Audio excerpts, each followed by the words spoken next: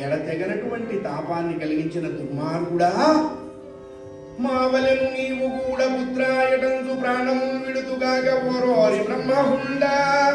జయ బోలో భక్తవత్సల భగవాన్ కి సియా రామచంద్ర మహారాజ్ కి. వాళ్ళకి కడుపు మండిపోయింది. దశరథుని శపించల, దూషించారు.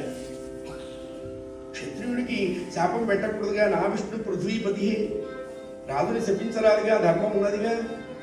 వాళ్ళ కడుపు మంటతో దూషించారు. ఈ ముసలితనంలో, ఈ చివరి రోజుల్లో మా జీవితానికి ఇంత కళంకం కలిగి పుత్ర వియోగ అగ్నిలో పుత్ర పుత్ర పుత్ర పుత్ర పుత్ర పుత్ర పుత్ర పుత్ర అంటూ మేము ఎలా కుమిలి కుమిలి కుమిలి కుమిలి కృషించి నశించిపోతున్నామో, నీ వృద్ధాప్యంలో కూడా నీ పిల్లలు నీ నుండి దూరం అయితే గాని నీకు మరణం సంప్రాప్తమవుదో అని దూషించారు.